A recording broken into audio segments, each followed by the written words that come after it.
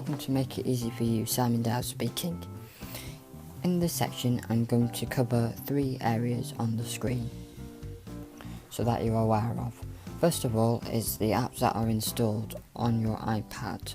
I'm then going to talk about Control Center, and I'm also going to talk about Notification Center. The first section is going to be the apps on the iPad. App is short for application. You have quite a few apps on the iPad when you first get it, and I'm going to give you a brief overview of what they are. So I'm going to start at the bottom line. So we have messages. This app is used for sending text messages to people in the same way as you would do to a mobile phone.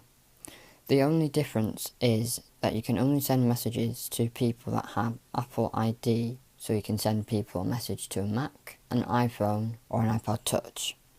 Safari. Safari allows you to search for information on the internet.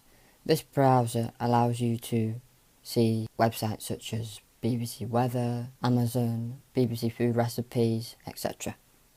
The Mail app is used for sending and receiving messages and organising them. As part of the setup of the iPad, we created an email address. This can be given to people that you know so they can communicate with you. I have a dedicated section in this DVD which explains how to use email. Music. This is where all your music will be centralised from your personal CD collection or music purchase from the iTunes store. You can create playlists of your favourite music and listen to them anytime and anywhere.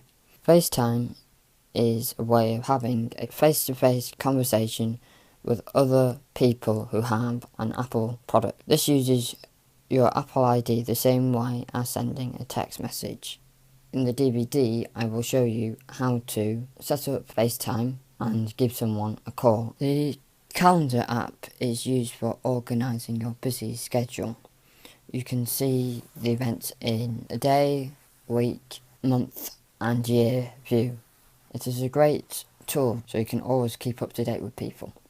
Photos is where all the photos that you've taken from your camera app will be centralised. You can then organise the photos that you've taken into albums. You can then edit the photos that you've already taken. You can share the photos that you've taken with someone else. And you can also create slideshows with the photos you've taken. The camera app is used for taking photos. You can take time lapses, which is when your camera on the iPad records video and makes it nice and quick for you to watch at the end. Slow-mo is when you can slow the video down. Video is when you would take a normal video. Photo is where you can just take photos. Square is where you're placing everything into one small section. And panoramic is where you can have a 180-degree photo. Contacts is used for storing all of your contacts on your iPad.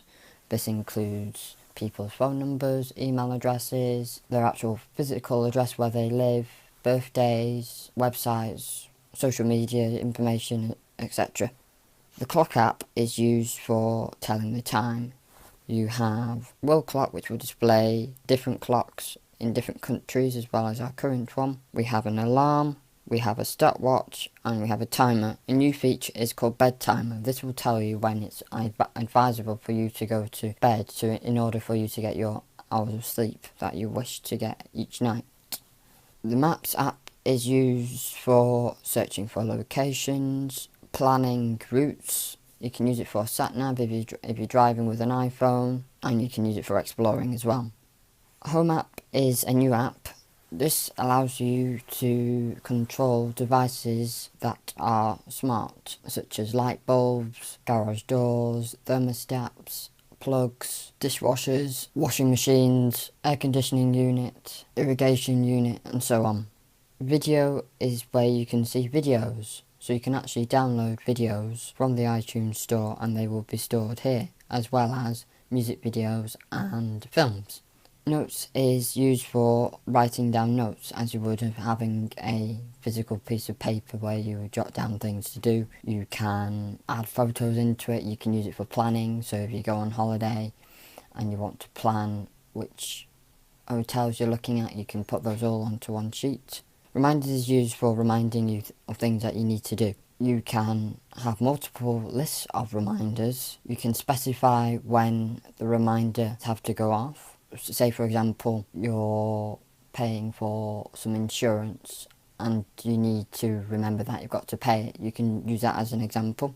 The news is used for collecting news from all the news sources such as BBC News, ITV News, Sky Sports News, newspapers such as The Times, The Guardian. You can also have American news and news from anywhere else, and it puts it all into one nice, easy, simple interface that you can see.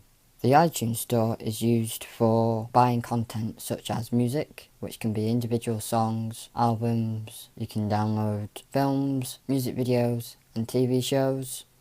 App Store is used for purchasing all your apps on your iPad. These are often free and you can also pay for apps as well. iBooks is used for storing all your digital books that you can download from the iBook store, almost the same as having a Kindle.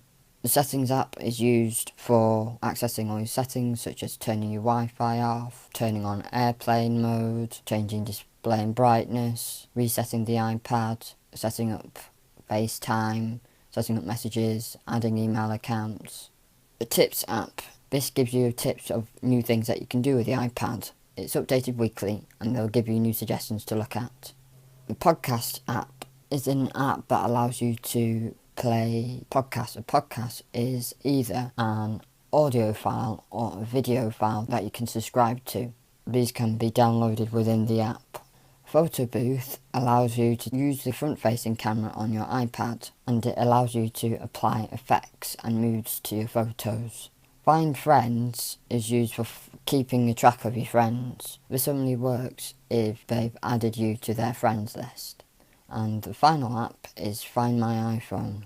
Find My iPhone is used for finding your iPad if you misplace it. This only works if you have it turned on in iCloud and you log in to iCloud.com. You can then find your iPad if you misplaced it. You can also wipe your iPad. You can also put a passcode, so if you're worried that someone's going to get access to some of your sensitive data, you can stop them from gaining access to it. In the next section, we're going to cover the control centre and the notification centre. The control centre is used for gaining access to quick settings. So to get to the control centre, swipe your finger upwards. When you open Control Centre for the first time, you will see Control Centre. It says on the screen, iPad controls now playing and Home each have their own cards. Swipe to see each one. In iOS 9, they had them as one, so they've made it a lot cleaner and simple to use. So tap on Continue. So on screen, you will have a square box with sections that you can tap on. So I'm going to explain what each of these does. On the top left hand corner you will see 6 circles. The first one is airplane mode, then you have Wi-Fi, Bluetooth, do not disturb, mute and lock rotation. So airplane mode is used when you travel on an aeroplane. This turns off any internet connectivity within the settings app that may cause problems when flying. Wi-Fi. This button is used for turning Wi-Fi on and off on your iPad. Make sure that this is kept on, otherwise your iPad won't be able to connect to the internet. Bluetooth. This allows you to turn Bluetooth on and off. Bluetooth is used for connecting devices, speakers, keyboards, etc. without having to plug a cable into your iPad. Do not disturb is a great function if you don't want to be interrupted or disturbed, especially during the night. So it will stop notifications coming in and it will stop any messages that you have on screen that may wake you up during the night. We have a mute button which silences your iPad.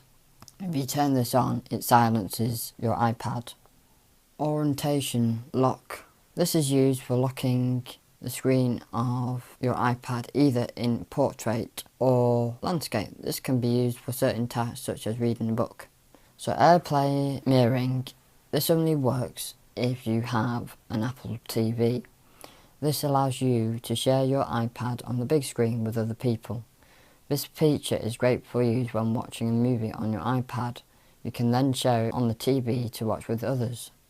AirDrop allows you to share contact, websites, photos and videos with other devices that are around it. This only works with iOS 7 and higher. Brightness. This is used for adjusting the brightness of your screen. Swipe left to right to make it brighter. Swipe right to left to reduce the brightness. Night shift. This is used for toning down the display when you are using the device at night, so it reduces the blue colours on the screen into a more toned colour. You also have quick access to your timer and camera. On the next page you will have your music controls. You will have your play and pause in the centre, and then you have forward and back arrows, and then you have at the bottom your volume of your audio, and then on the right hand side you will see if you've got headphones plugged in, they will appear. If you have Apple TV, this will also appear as well. Now we have covered the control centre, we are now going to talk about notifications. Notifications are alerts that may appear on screen. To get down to the notifications, swipe your finger downwards. As you see, there are no notifications. If you were to have notifications on screen, you would be able to see them on screen now. You can then tap on the notification and that will then launch the application. To get rid of a notification centre, move your finger upwards. We are now going to talk about when you press on the app. You can press on the app gently and it will launch. If you press it down firmly, you'll see them start to wiggle. You'll also see crosses on them. By tapping on the cross, it will delete the application. So when you press firmly, your aiming is not to delete an application unless you really need to do so. So to stop this from happening, press on the home button. This will stop the apps from shaking around. Thank you for watching this video.